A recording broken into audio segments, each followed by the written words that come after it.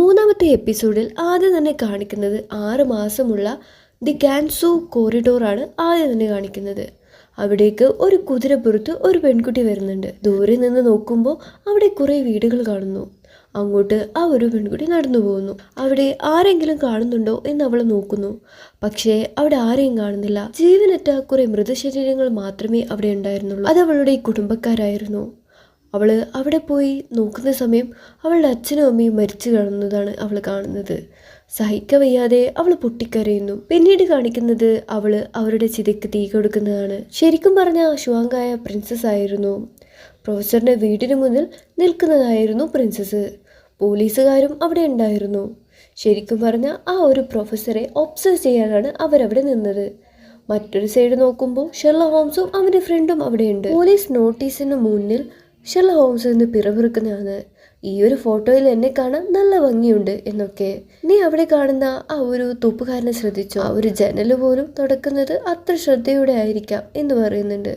ശരിക്കും പറഞ്ഞാൽ ആ ഒരു തൂപ്പുകാരൻ പോലും ആ ഒരു പ്രൊഫസറെ ഒബ്സർവ് ചെയ്യാനാണ് അവിടെ നിന്നത് എന്നാണ് ഷെർലക് ഹോംസ് വിചാരിക്കുന്നത്. പ്രൊഫസറിന്റെ വീടിന് മുമ്പിൽ ഒരു പത്രം വായിച്ച് ഒരു പോലീസുകാരൻ നിൽക്കുന്നുണ്ടായിരുന്നു. എങ്ങനെയെങ്കിലും അവിടുന്ന് ആ ഒരു പോലീസുകാരെ മാറ്റണമായിരുന്നു. ഒരു കപ്പലണ്ടി വിൽക്കുന്ന ഒരു പയ്യൻ അങ്ങോട്ട് വരുന്നത് കണ്ട് ആ ഒരു പയ്യന്റെ ഡ്രസ്സ് എടുത്ത് ആ ഷെർലക് ഹോംസ് ധരിക്കുന്നുണ്ട്. അത് ഷെർലക് ഹോംസിനെ പോലെ ഉണ്ടല്ലോ എന്ന് പറഞ്ഞ് നോക്കുന്ന സമയം തന്നെ അവരുടെ മുന്നിലേക്ക് ഒരു കുതിരവണ്ടി വരുന്നുണ്ട്. ആ ഒരു കുതിരവണ്ടി വന്നതുകൊണ്ട് അത് ആരാണെന്ന് പ്രിൻസസിന് മനസ്സിലാവുന്നില്ല. അവിടുന്ന് തന്നെ ഒച്ചത്തിൽ വിളിച്ചു പറയുന്നുണ്ട്, അത് ആ കൊലപ്പെടുത്തിയ ആ ഒരു ഷെർലക് ഹോംസ് അല്ലേ എന്ന്. ഇത് കേട്ട് ആ ഒരു പോലീസ് ഓഫീസർ ആ ഒരു പയ്യന്റെ ബാക്കിൽ ഓടിപ്പോകുന്നുണ്ട്. ശരിക്കും പറഞ്ഞാൽ ആ ഒരു പയ്യൻ ഷെർലക് ഹോംസിന്റെ ഡ്രസ്സ് ധരിച്ച് ഓടിപ്പോയതാണ് തെറ്റിദ്ധരിപ്പിക്കാൻ വേണ്ടി. പിന്നീട് പ്രൊഫസറിന്റെ വീടിന് താഴെ ഒരു വേ ഉണ്ട്. ആ ഒരു വേയിൽ കൂടി അവർ രണ്ടുപേരും പ്രൊഫസറിന്റെ വീടിനകത്ത് കയറുന്നു. അവിടെ എന്തൊക്കെ സാധനങ്ങളാണ് ഉള്ളതെന്ന് ഇവർ ഒബ്സർവ് ചെയ്യുന്നു. ഇവര് പ്രൊഫസേഴ്സ് ഓരോരോ ഫീൽഡിലാണ് ഉള്ളത്. പക്ഷേ എന്തിനായിരിക്കും ഇവരെ കൊന്നത്? എന്തായിരിക്കും ഇവർ തമ്മിലുള്ള കണക്ഷൻ എന്നൊക്കെ ഷെർലക് ഹോംസ് വിചാരിക്കുന്നുണ്ട്. ചിലപ്പോൾ റിസർച്ച് ആയിരിക്കാം എന്നൊക്കെ ഷെർലക് ഹോംസിന്റെ ഫ്രണ്ട് പറയുന്നു. അവിടെ ഒരു ഗാൻസു കോറിഡോറിന്റെ ഒരു പേപ്പർ കിട്ടുന്നുണ്ട്. അപ്പോൾ അവിടെ മെയിൻ ചെയ്യാൻ വേണ്ടിയാണ് അവരിങ്ങനെ ചെയ്തത്. എന്തിനായിരിക്കാം എന്ന് പറഞ്ഞ് ഇങ്ങനെ ആലോചിക്കുന്ന സമയത്ത് ടേബിളിൽ നിറയെ ഗ്ലാസുകൾ നിരത്തി വെച്ചിട്ടുണ്ട്. അതൊന്ന് ചെറുതും ഒരു വലുതും അങ്ങനെയായ ഗ്ലാസുകളായിരുന്നു. ഒരാളാണെങ്കിൽ ഇത്രയും ഗ്ലാസുകൾ ടേബിളിൻ്റെ മേലെ വെക്കേണ്ട ആവശ്യമില്ലല്ലോ, പാർട്ടി കൊടുക്കേണ്ട ആവശ്യമില്ല. എന്നു വെച്ചാൽ ഈ ഒരു സമയം അങ്ങനെ പാർട്ടിയൊന്നും കൊടുക്കില്ല. ഇത്രയും ഗ്ലാസ് എന്ന് ഷെർലക് ഹോംസ് ചിന്തിക്കുന്നുണ്ട്. ഷെർലക് ഹോംസിനെ സെർച്ച് ചെയ്ത് പോലീസ് അങ്ങോട്ട് വരുന്നുണ്ട്. പ്രൊഫസറിനെ ആരാണ് കൊന്നതെന്ന് ഞങ്ങൾ പറയുന്ന കാര്യം നിങ്ങൾക്ക് കേൾക്കാൻ താല്പര്യമുണ്ടോയെന്ന് പറയുന്നു. അതൊന്നും കേൾക്കാൻ താല്പര്യമില്ലാത്ത കോൺസ്റ്റബിളൈസും അവരുടെ ദേഹത്തേക്ക് അവിടെ ഉണ്ടായിരുന്ന റാന്തൽ വിളക്ക് എടുത്തെറിഞ്ഞ് അവിടുന്ന് ഷെർലക് ഹോംസും അവൻ്റെ ഫ്രണ്ട് രക്ഷപ്പെടുന്നു. മൈക്രോഫ്റ്റ് പ്രൊഫസർ മാലിക് സംസാരിക്കുന്നത് ഒളിഞ്ഞെന്ന് കേൾക്കുന്നുണ്ട്.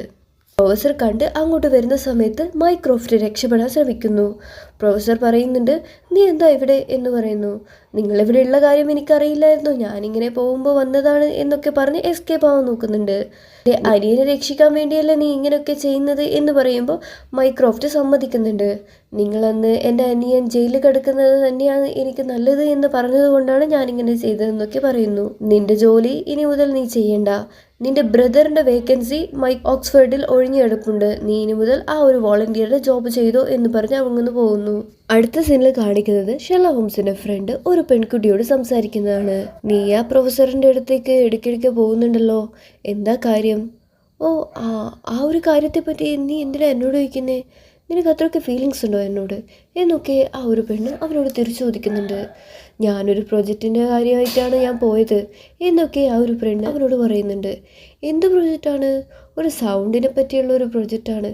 ഇതൊക്കെ ഒളിഞ്ഞെന്ന് ഷെർലക് ഹോംസ് കേൾക്കുന്നുണ്ടായിരുന്നു. അപ്പം തന്നെ ഷെർലക് ഹോംസ് ആ ഒരു സൈഡിൽ നിന്ന് ആ ഒരു പെൺകുട്ടിയുടെ അടുത്ത് എന്ന് പറഞ്ഞ് സൗണ്ടിനെ പറ്റിയാണല്ലേ എന്ന് പറയുന്നു. നീയല്ലേ ആ ജയിലിൽ നിന്ന് ചാടിയ ഷെർലക് ഹോംസ് എന്ന് പറഞ്ഞ് ആ ഒരു പെൺകുട്ടി കോൺസ്റ്റബിളിനെ വിളിക്കുന്നുണ്ട്.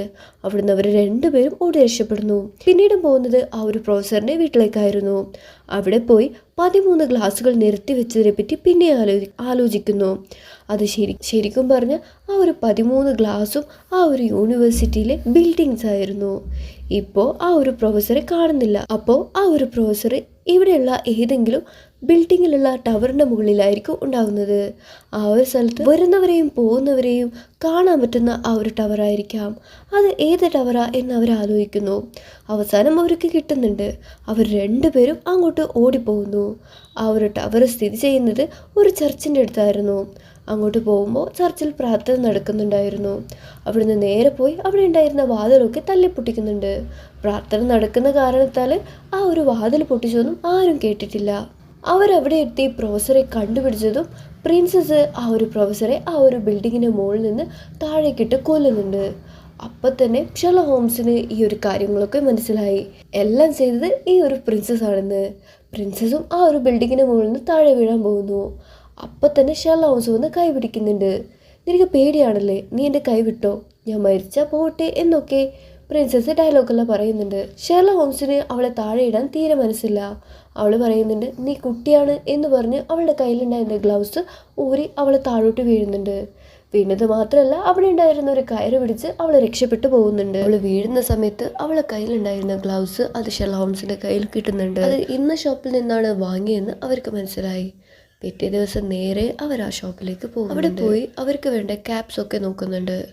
എന്നിട്ട് അവർ ചോദിക്കുന്നുണ്ട് ഈ ഒരു ഗ്ലൗസ് ആരാണ് വാങ്ങിയത്, നിങ്ങൾ അഡ്രസ്സ് തരുമെങ്കിൽ അത്രയും സന്തോഷം എന്നൊക്കെ പറഞ്ഞ് അഡ്രസ്സ് നോക്കുമ്പോൾ ആ ഒരു കുട്ടിയുടെ അഡ്രസ്സ് അവർക്ക് കിട്ടുന്നില്ല. അത് സഡനായി വന്ന് കസ്റ്റമൈസ് ചെയ്ത് പോയതാണെന്ന് പറയുമ്പോൾ ഷെർലോക്ക് ഹോംസ് അത് വിശ്വസിക്കുന്നില്ല.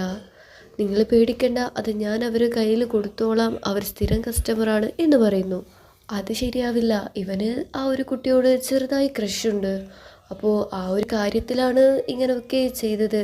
നീയല്ല എന്നോട് പറഞ്ഞത്, നിനക്ക് അവളെ കണ്ടപ്പോൾ അടിവയറ്റിൽ മഞ്ഞ് വീണ സുഖം പോലെ ആ ഒരു വെയില് ഷെർലോക്ക് ഹോംസ് പറഞ്ഞു പോകുന്നുണ്ട്. അവരിവിടുന്ന് പോകാൻ നിൽക്കുന്ന സമയത്ത് ആ ഒരു പെൺകുട്ടി പറയുന്നുണ്ട് നിന്നെ ഞാൻ എവിടെയോ കണ്ടിട്ടുണ്ട്, നീ ഷെർലോക്ക് ഹോംസ് അല്ലേ?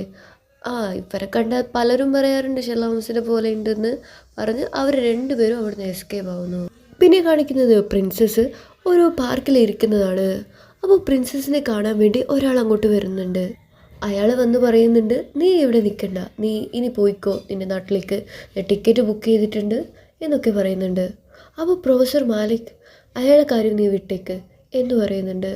അയാളാണ് എല്ലാത്തിനും കാരണം, എന്നിട്ട് അയാളെ വിടാനോ എന്ന് പറഞ്ഞ് പ്രിൻസസ് ചൂടാവുന്നുണ്ട്. നീ ഇപ്പം തന്നെ നിന്റെ നാട്ടിലേക്ക് വിട്ടോ എന്ന് പറഞ്ഞ് ഒരു കുതിരവണ്ടിയിൽ അവളെ കയറ്റി സ്റ്റേഷനിലേക്ക് എന്ന് പറഞ്ഞ് അയക്കുന്നുണ്ട്. പകുതി എത്തുമ്പോൾ പ്രിൻസസ് പറയുന്നുണ്ട് നേരെ റൈറ്റ് സൈഡിലേക്ക് വിട്ടോന്ന്. കുതിരക്കാരൻ പറയുന്നുണ്ട് സ്റ്റേഷനിലേക്കുള്ള വഴി ഇതല്ല, നിങ്ങളോട് പറഞ്ഞത് ചെയ്താൽ മതി എന്ന് പറഞ്ഞ് അവർ നേരെ ഒരു ടെലിഗ്രാം അയക്കാൻ വേണ്ടി പോകുന്നുണ്ട്. അതിൽ അവൾ എഴുതി അയക്കുന്നുണ്ട് കം ടു ഓക്സ്ഫോർഡ് അർജൻറ്റ് എന്ന് പറഞ്ഞ് എഴുതി അയക്കുന്നു. അന്ന് രാത്രി നേരെ ഷെർലോക്ക് ഹോംസും അവൻ്റെ ഫ്രണ്ടും കൂടി പോകുന്നത് മൈക്രോഫ്റ്റിനെ കാണാനായിരുന്നു.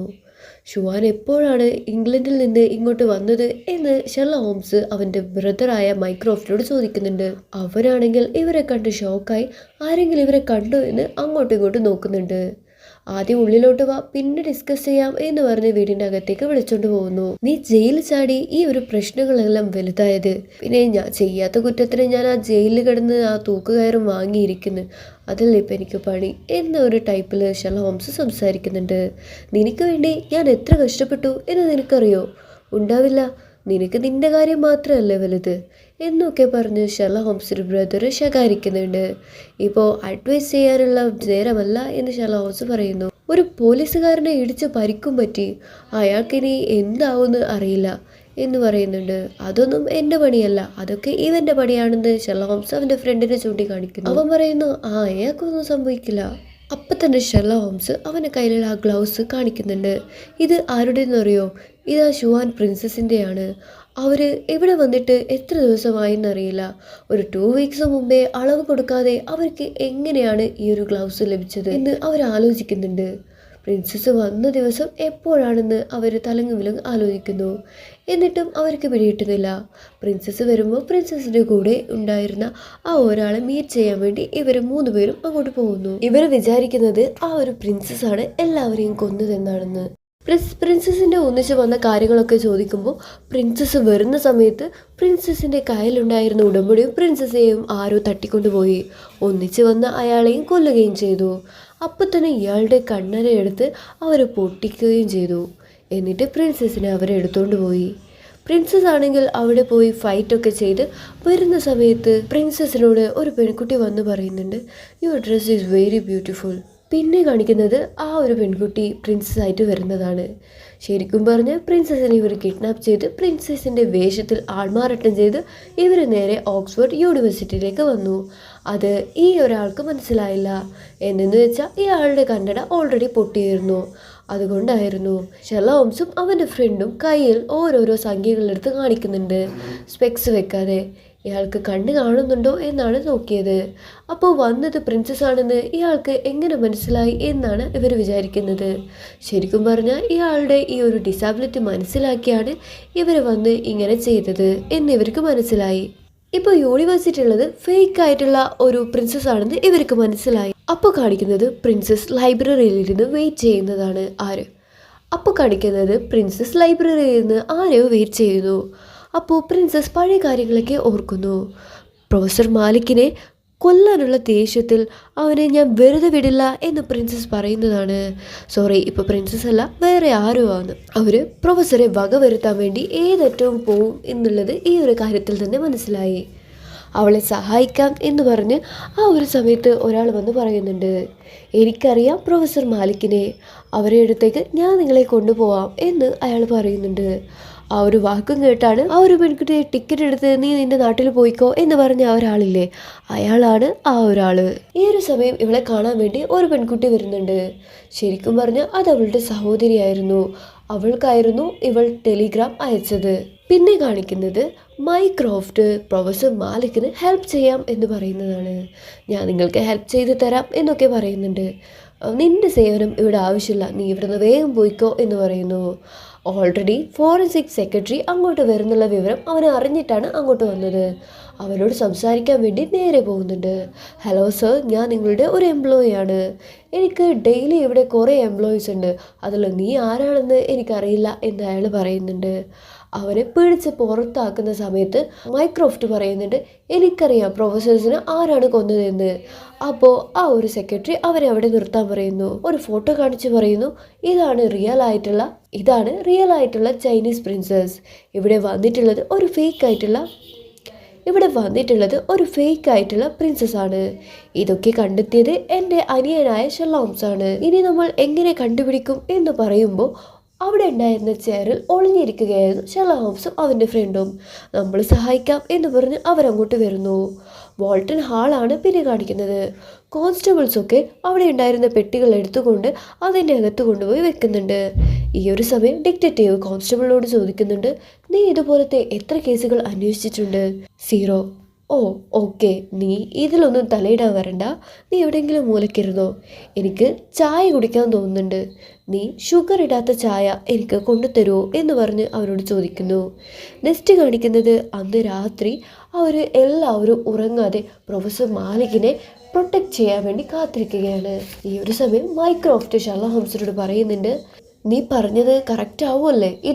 ഇതിലെന്തെങ്കിലും മാറ്റം സംഭവിച്ചാൽ എന്നെ വർക്കും ഇല്ലാതാവും, നീ പിന്നെ ജയിലുമായിരിക്കും എന്ന് പറയുന്നുണ്ട്. അപ്പം തന്നെ ആ ഒരു പ്രൊഫസറിൻ്റെ അസിസ്റ്റൻ്റ് വന്ന് പറയുന്നുണ്ട്, നീ ഭയങ്കര ബ്രില്യൻ്റ് ആണ് എന്നൊക്കെ പറയുന്നു. അതിക്രമിച്ച് കയറാൻ വേണ്ടി ശ്രമിക്കുന്നുണ്ട്. നോക്കുമ്പോൾ ആ ഒരു ഡിറ്റക്റ്റീവ് ആയിരുന്നു. അപ്പം തന്നെ പുറത്തെ സൈഡിൽ നിന്ന് പടക്കം പൊട്ടുന്നതും ആരൊക്കെ ഷൂട്ട് ചെയ്യുന്ന ശബ്ദം കേൾക്കുന്നു. കോൺസ്റ്റബിളൊക്കെ അതിന് നേരെ ഷൂട്ട് ചെയ്യാൻ തുടങ്ങുന്നു. ഈ ഒരു സമയം എല്ലാവരും പുറത്തു പോയി നോക്കുന്നു, ആരാണ് ആക്രമിക്കാൻ വരുന്നത് എന്ന് പറഞ്ഞ്. ആ ഒരു സമയം പ്രൊഫസർ മാലിക് ആ ഒരു ചെയറിൽ തന്നെ ഇരിക്കുന്നുണ്ട്. ഈ ഒരു സമയം രാവിലെ കോൺസ്റ്റബിൾസ് ഒക്കെ കൊണ്ടുവന്ന ആ ബോക്സിലെ അതിൻ്റെ അകത്ത് നിന്ന് നമ്മളെ ഫേക്കായിട്ടുള്ള പ്രിൻസസ് ഇറങ്ങി വരുന്നുണ്ട്. അവൾ ശരിക്കും പറഞ്ഞ് ഈ ഒരു തക്കം നോക്കിയിരുന്നതാണ് പ്രൊഫസർ മാലിക്കിനെ കൊല്ലാൻ വേണ്ടി. അവൾ ആ ഒരു പ്രൊഫസറിനെ അടുത്തടുത്തെത്തി. ആരും ആ ഒരു മുറിയിലില്ല. അവൾ വന്ന് കൊല്ലാൻ ശ്രമിക്കുന്ന സമയം ആ ഒരു ചെയർ പെട്ടെന്ന് തിരിഞ്ഞു നോക്കുമ്പോൾ അതിൽ പ്രൊഫസറല്ല, അതിലുണ്ടായിരുന്നത് ഷെർലോക്ക് ഹോംസ് ആണ്. അവർ മനസ്സിലായി ഈ കാര്യങ്ങളൊക്കെ ഇങ്ങനെ തന്നെ പോകുമെന്ന്. അതുകൊണ്ട് പ്രൊഫസർ മാലിക്കിനെ അവിടെ നിന്ന് മാറ്റി ഷെർലോക്ക് ഹോംസ് അവിടെ പോയിരുന്നു. എന്തായാലും ആ ഒരു ഫേക്കായ പ്രിൻസസ് ഷെർലോക്ക് ഹോംസിനെ കൊല്ലില്ല. ആ ഒരു ഫേക്ക് പ്രിൻസസിനെ പോലീസൊക്കെ വന്ന് പിടിച്ചുകൊണ്ട് പോകുന്നതിന് മുമ്പ് അവൾ പറയുന്നുണ്ട്, വാട്സ് കോണിൽ ഒരാളുണ്ട്, അവർ വരും. ഇത് നിനക്ക് എങ്ങനെ അറിയാം? ഇത് എൻ്റെ അമ്മ പറയുന്ന വേർഡ്സ് ആണ്, പറ എന്ന് പറയുന്നുണ്ട്. ആ ഒരു സമയം അവളെ പോലീസ് പിടിച്ചുകൊണ്ട് പോകുന്നു. ഈ ഒരു സമയം ഷെർലോക്ക് ഹോംസിന്റെ ഫ്രണ്ട് വന്ന് അവനെ പ്രശംസിക്കുന്നുണ്ട്. അവളെ ഉടനെ പോയി എനിക്ക് കാണണം, അവൾ പറഞ്ഞ വേർഡ്സ് എൻ്റെ അമ്മ ഡെയിലി പറയുന്ന വേർഡ്സ് ആയിരുന്നു എന്ന് പറയുന്നു. ഇവിടെ ഈ ഒരു എപ്പിസോഡ് കഴിയുന്നു.